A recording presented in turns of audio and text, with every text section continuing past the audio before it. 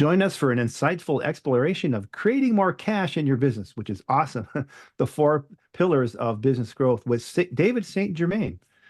In this episode, we'll discuss key strategies that can revolutionize your business's financial health, from understanding the fundamental pillars, the four pillars of business growth, and implementing some actionable steps to boost sales, cash flow, and overall profitability. David is an expert in business growth and will share practical insights suitable for businesses for all sizes and budgets, equipping you with the tools you need to drive sustainable revenue and profits. So stay tuned for this dynamic discussion filled with expert advice and tangible takeaways, and hopefully some good stories along the way. And let's get started. This episode of the Lead Machine Growth Show is brought to you by Lead Machine, the step-by-step tech-easy system for getting leads online. Are you struggling to get leads from your lead magnet? Are you tired of seeing low conversion rates and losing potential customers? It's time to revive your lead magnet and start attracting more leads. Download our free report, 10 Deadly Lead Magnet Mistakes That Are Costing You Leads, and learn how to create a high-converting lead magnet that engages your audience and drives conversions. Don't let common mistakes hold you back any longer. Revive your lead magnet today and download your free report at www.getleadmachine.com/deadly. Welcome to the Lead Machine Growth Show, where you will discover how to tackle your tech, master your message, and design your dream. Paul Guyon, the mastermind behind the Lead Machine, introduces you to trailblazers who inspire you to implement life-changing solutions and systems you can model to nurture your leads and get your offers seen by your ideal clients who will invest in themselves and you. Be sure you visit our website at www.leadmachinegrowthshow.com. While you're there, subscribe to us via your favorite network. Now, tune in and get ready to transform your vision into reality. Welcome to the Lead Machine Growth Show. I'm Paul Guyon, your host, lead machine coach, and the founder of the Lead Machine Mastermind. I'm dedicated to helping you tackle your tech, master your message, and design your dream. And whether you're just starting out or taking your business to the next level, let's get this conversation started and turn your dreams into reality. David St. Germain is a successful business growth expert with over a decade of entrepreneurial experience. He started his career in door-to-door sales and overcame initial setbacks, like we always would in door-to-door sales, I think, through persistent effort and self-education. He's achieved remarkable success, including leading a B2B, business-to-business venture to over $15 million in annual sales and an 8-figure B2C business, that's business to consumer. He now specializes in business growth consulting, helping business owners and CEOs craft strategic plans for rapid growth and predictable profits. He splits his time between Miami, Florida, and Vancouver, Canada. David, welcome so much. I appreciate you being here today. Thank you. Thanks, Paul. It's really great to be with you. Yeah, starting out in door-to-door sales, that's a tough road to hoe. But you learn a lot along the way, and there's really no lag time. It's not like you're marketing and you're waiting 30 days or 90 days or 180 days. You get that initial feedback right then, and a lot of rejection. So you must have gone through that. How did you start there and then become a business growth expert?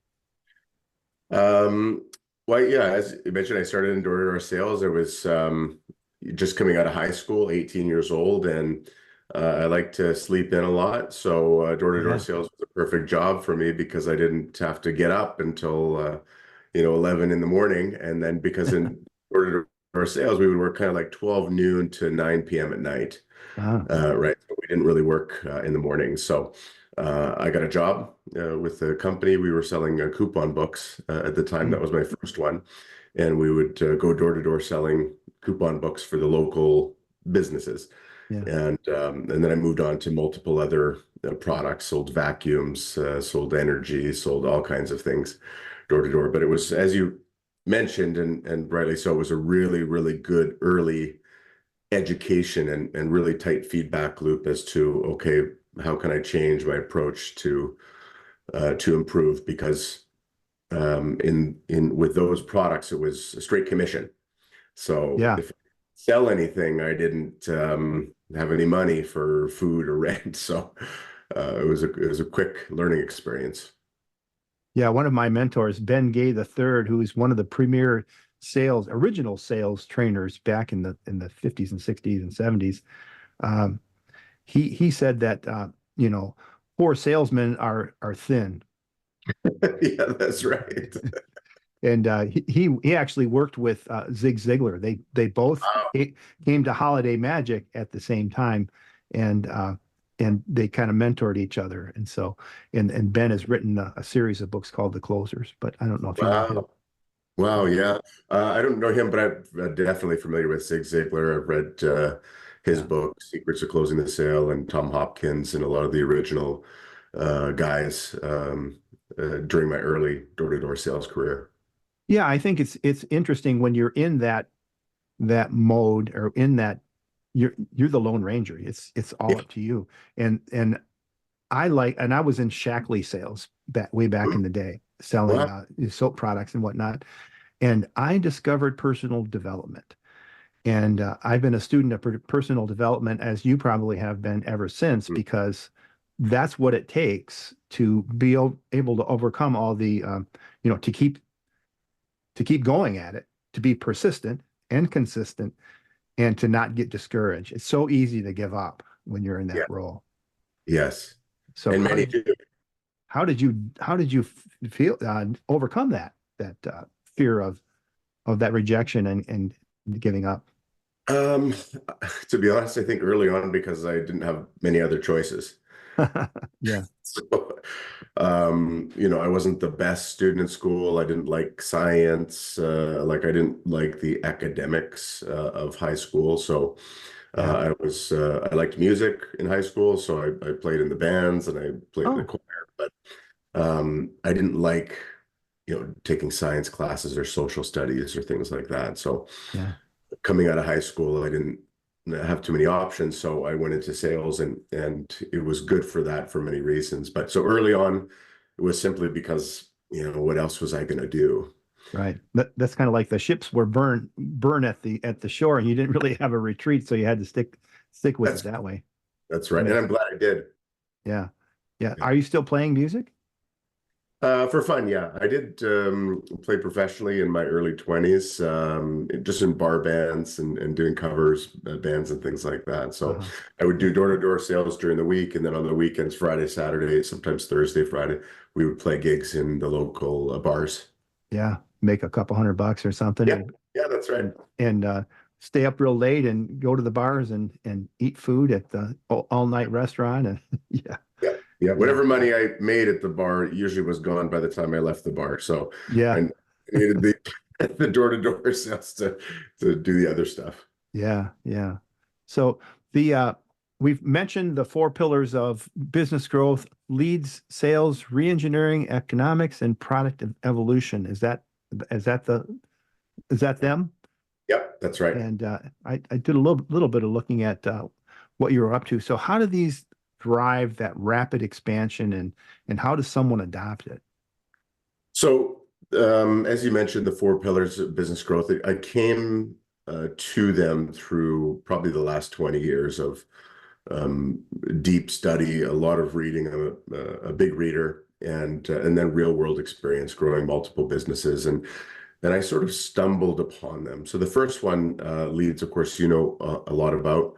And that's where I start when I'm looking at any business. Okay, how's the lead flow? Where are the customers coming from? Like, how are we getting the customers to come in the door? That's number one. Yeah. It has to be number one because without leads, there's nothing. You can't run a business if there's no leads coming in. So there has to be some sort of lead flow in, and you know that Yeah. um, very well. And then there's the sales, which is the second pillar. So now you have leads, but you got to turn those leads into cash, Yeah. right? You can't just have, I mean, I can give you 1,000 leads a month, but if you don't turn those into cash, then, your business is not going to last long.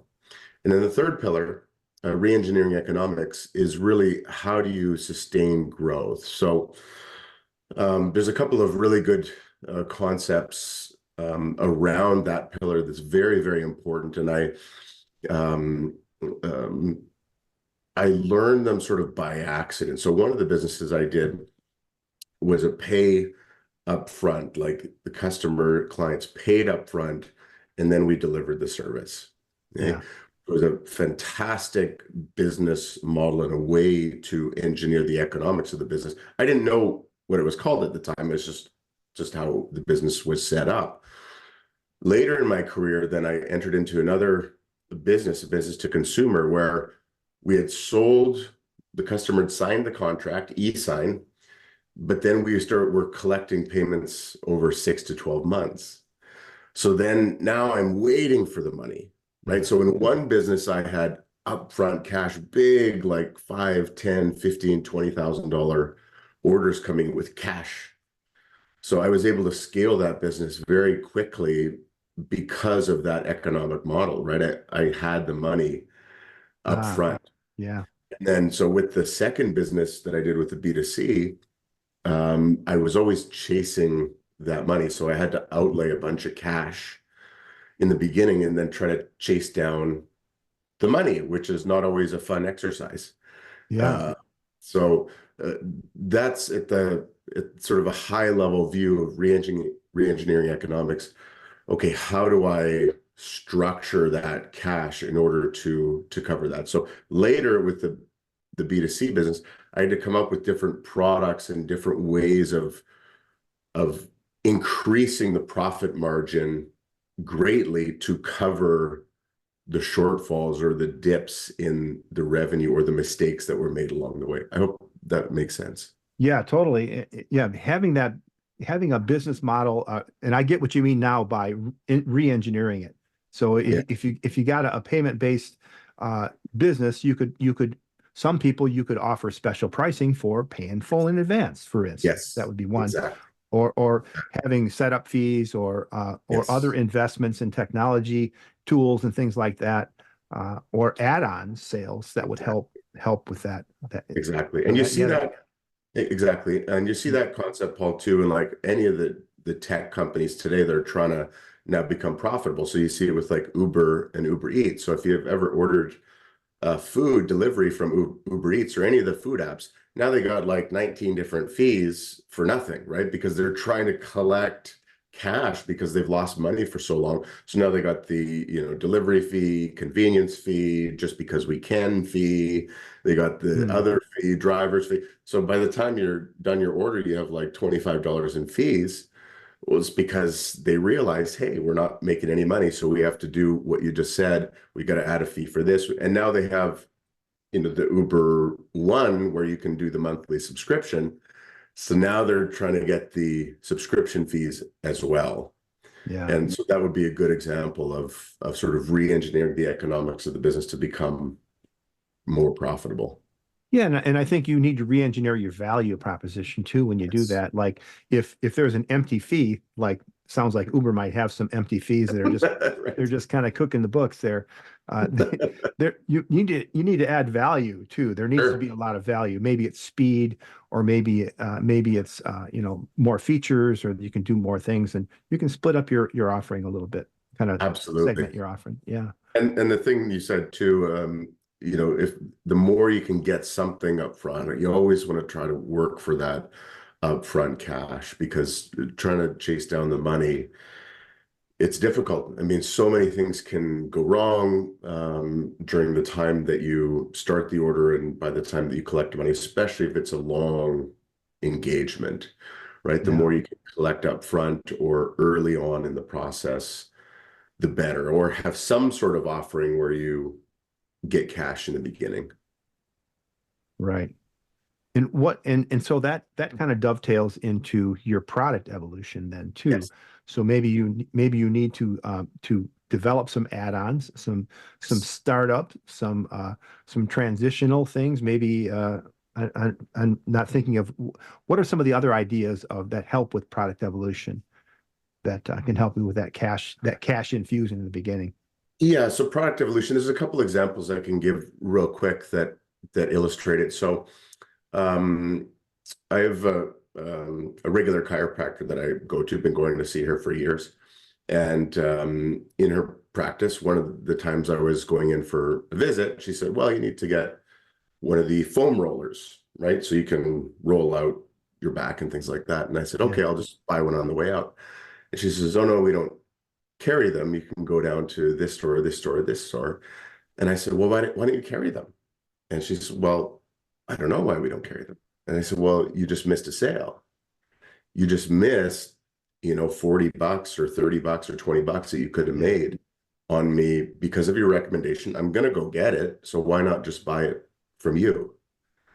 Right. So that's an example of a product business evolution that, like, okay, you're recommending something, even, getting affiliate fees from something. Okay, if she had a code or something, use this discount code on this website and you'll get special pricing. Then she would get a kickback, Yeah.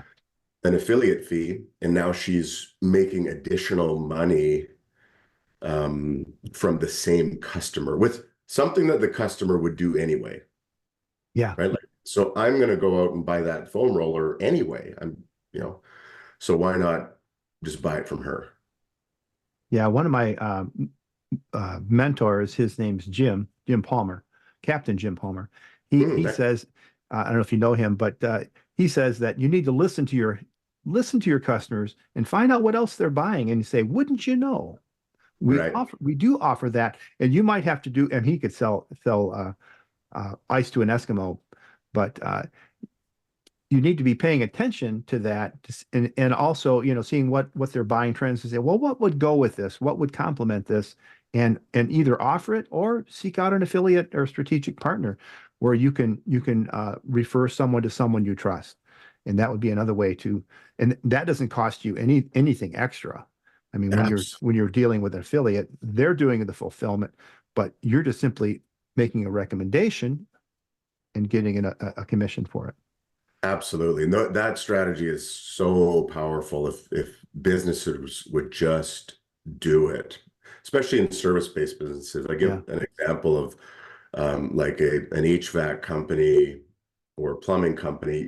They're in the house, and then there's something that may else be needed in the house. Say it's a roof or something like that. Well, you can have a short little one paragraph script for things that you could find as a technician.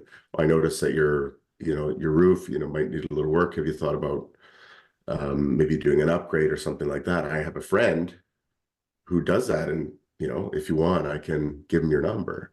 And then that connection, that referral, that affiliate, you could pick up $500-$600, even more, $1,000 commission from the roofing company, just for that referral. And it's such a powerful strategy if you can identify things that your customers need and then refer them out or offer it yourself.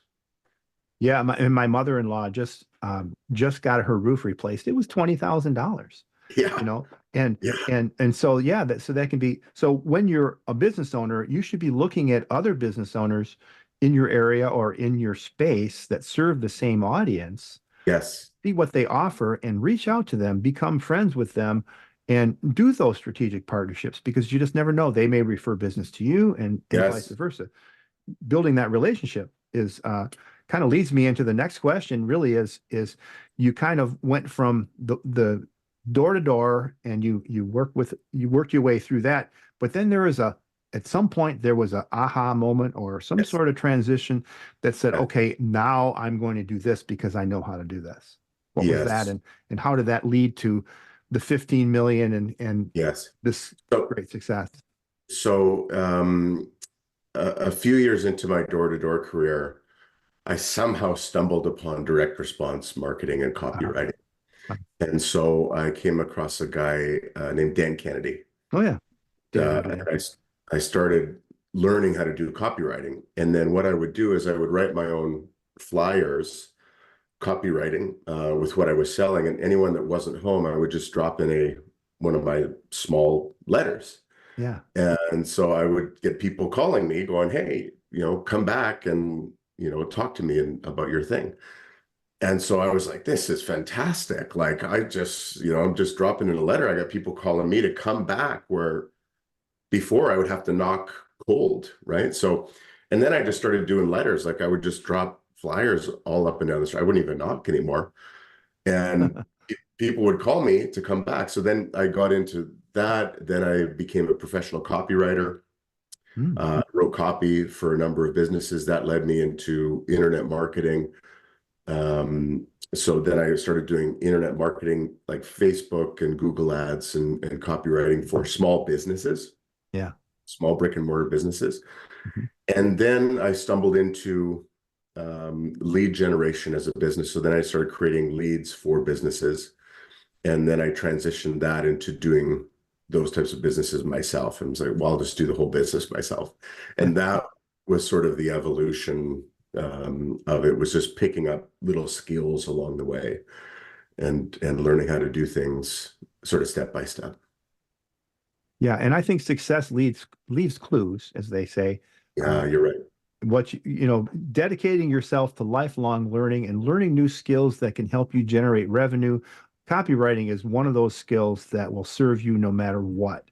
If you're Yeah. working if you're working as a W-2 employee, and you learn copywriting skills, then you can help out the marketing team. You can write content for your company, and upgrade your skills, get promotions and things like that. Or you can venture out in a side hustle, or you can Yeah. create your own business, because most business owners, number one, they don't have the time, nor do they have the ability to even articulate the value that they bring to the marketplace. So having that skill is super, super important.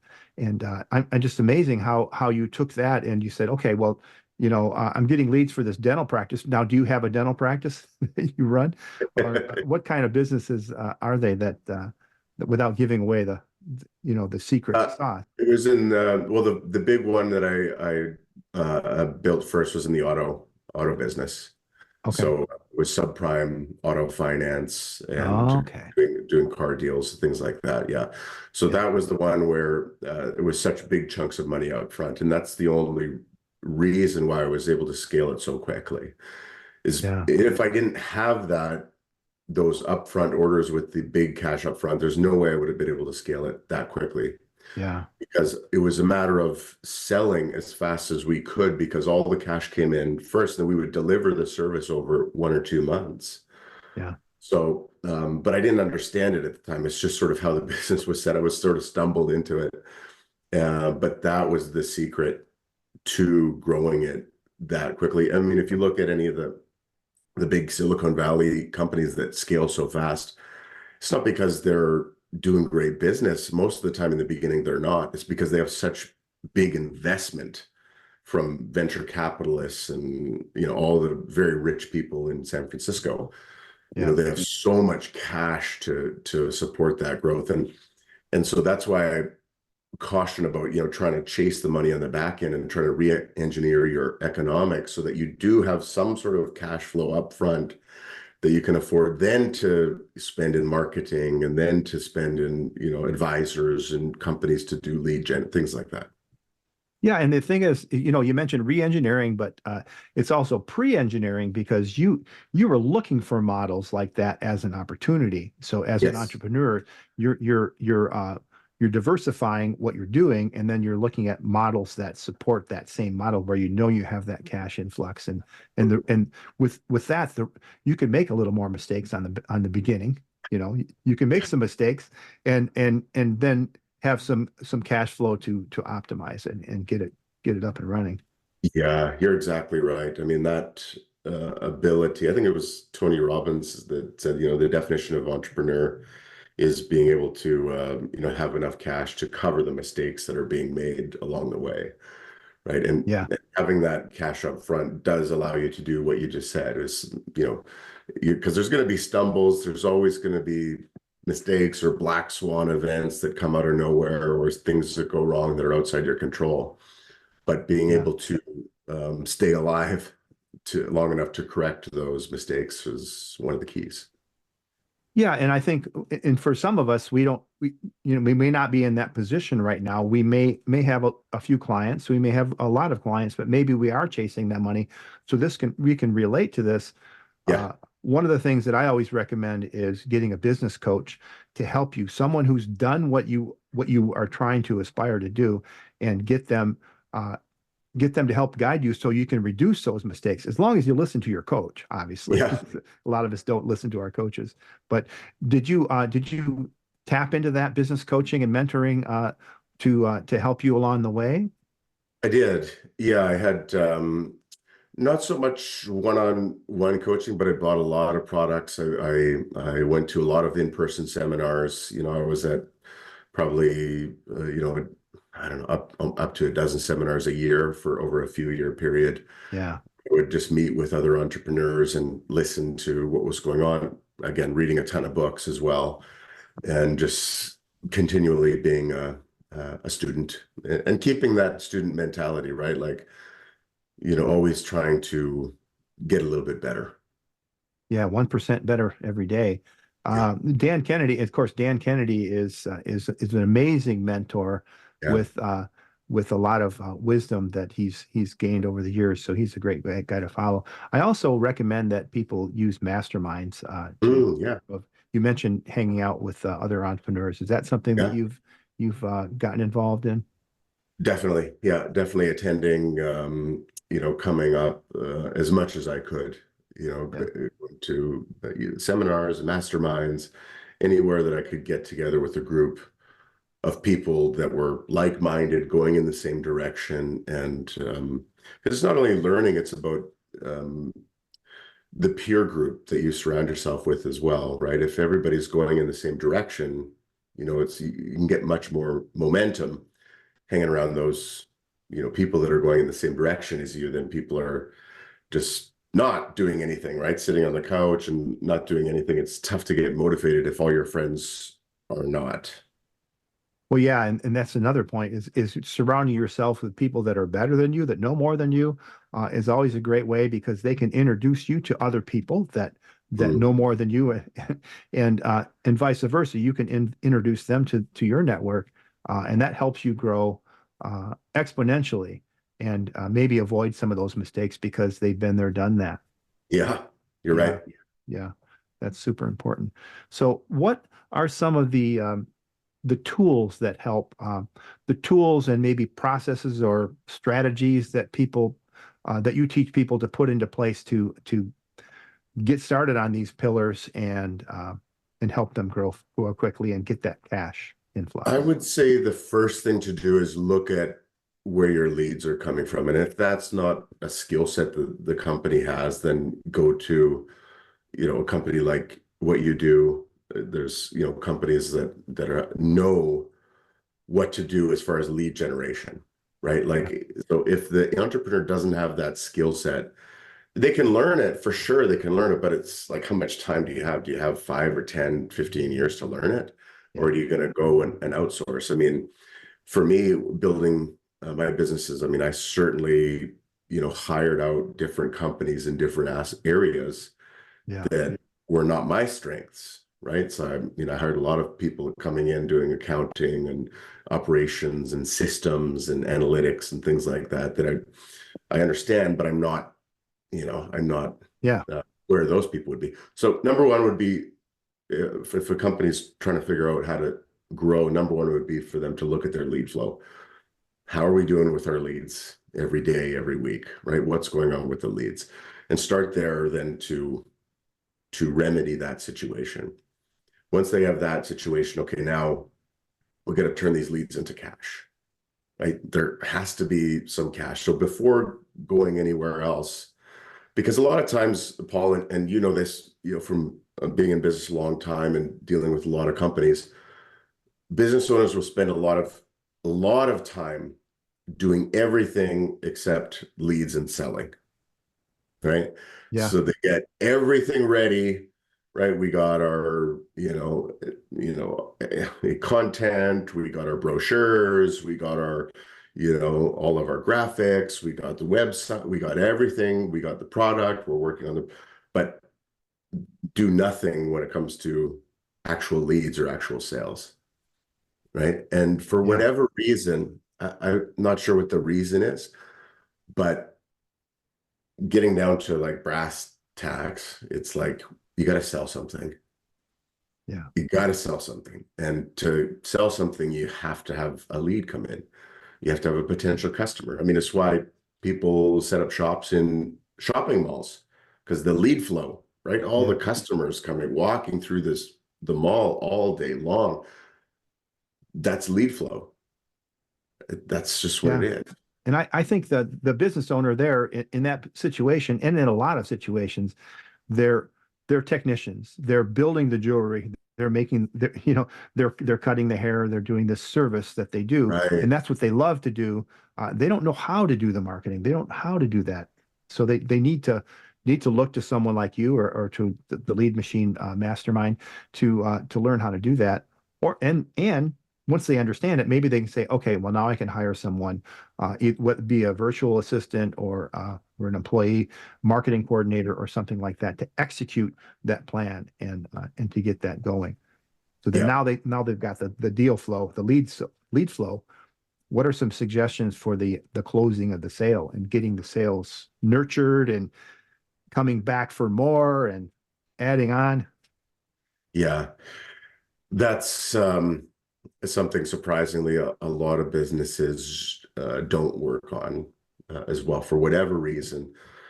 But it's the most important thing. I mean, you have to turn the customer into cash. Yeah. Like, that's the whole business. Without that, you don't have a business, right? So on a digital example, it's something like Amazon spends a spent a huge amount of focus trying to get that button down to just one click or one swipe to buy, Yeah. right? How easy can we make it for people to buy, right? So there's something that I learned from Dan Kennedy and expanded on in my own over the years, called the sales prevention department. And a lot of companies have a sales prevention department, right? Where Yeah. somewhere they're actively working to repel sales or tell people no. We don't do that. Yeah, we don't Yeah. do that, or that's not, we don't have any appointments, or we don't have, it's not in stock. Instead of, nurturing that client to come back, or referring the client to somewhere else and collecting some cash. The sales process is so very important. And that point of sale, I think every business owner needs to look at the point of sale in which the transaction happens, Yeah. and monitor what's going on. So I do a couple of things with some big clients. One is mystery shopping, right? We'll Oh, call into their business. We'll get, people's husbands or wives to call into the business and record the call just on random days and random times. Anybody can do this, and you can do it for free. Just call into your business and see what happens. And, there'll be times when you call in, like, brace yourself over the next month or two, where you're going to be shocked and appalled at what happens. yeah. But that's a Um, good exercise. it is a fantastic exercise, and it's free. Yeah. Yeah. Talking about this subject reminds me of my friend again, Ben Gay III. He turned me on to a book called Wamish. Why are you making it so hard for me to give you my money? Ah, Something yes. like that. And he gives a Yes. bunch of examples of that.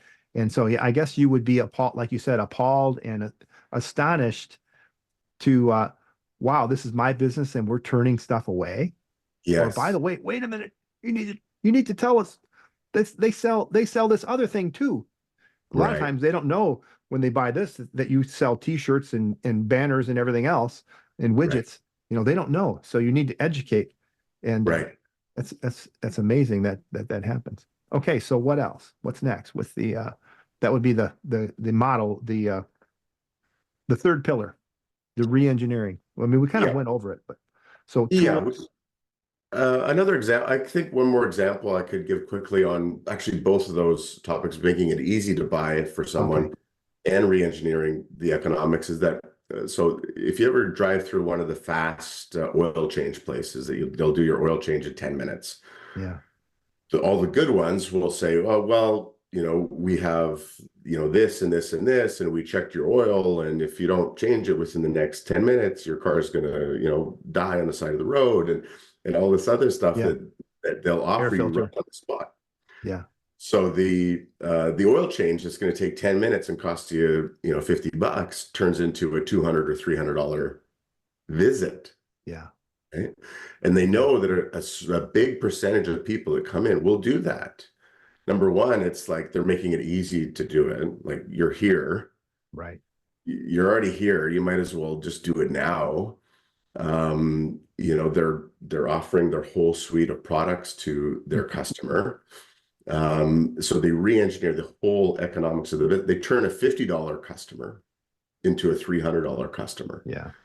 And if every business could think, okay, how can I do that within my business? How can I make it, as you say, easy to buy Yeah. for my customer? And what else can we do to enhance the value for our customer that would turn that customer into let's say, $100 customer into a $500 customer? Yeah. And that's product evolution right there. Yes. That's Yes. just paying attention. Well, wouldn't you know what? Your radiator fluid it needs to be replaced. We can do that for you. Yes. It's Yes. $59.95, and that would be a deal. It's a lot Yeah. more than that. Yeah. Yeah. 100%. Well, awesome. Well, David, as we wrap up with your final words for our listeners, what are 3 things that our listeners can do today to put these ideas into action? Number one, I think I would say mystery shop your own business.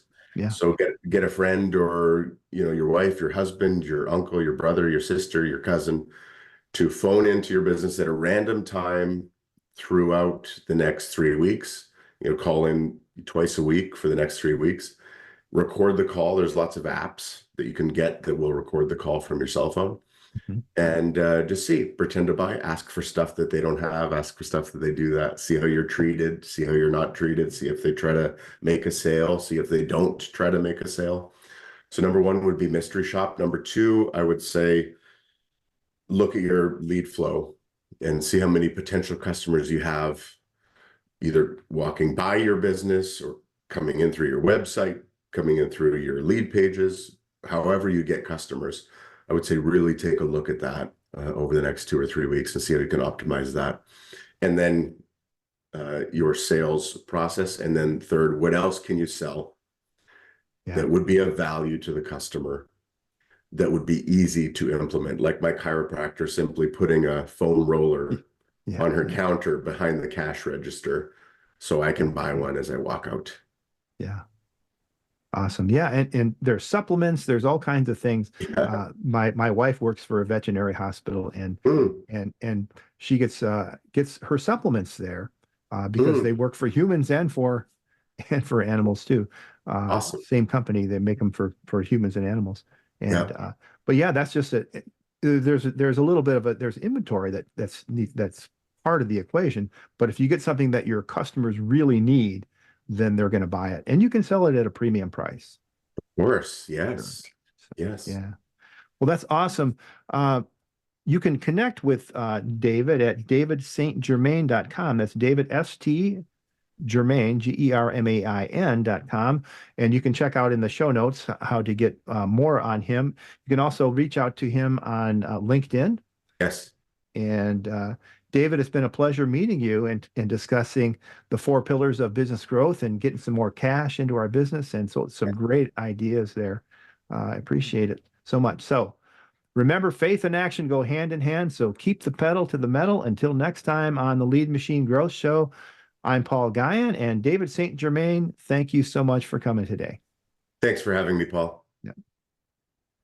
Thank you for tuning in to the Lead Machine Growth Show with Paul Guyon, where we show you how to tackle your tech, master your message, and design your dream so that you can transform your vision into reality. Remember to visit our website at www.leadmachinegrowthshow.com and enjoy even more great episodes like this one. Again, while you're here, subscribe to us via your favorite network. We look forward to seeing you next time on the Lead Machine Growth Show.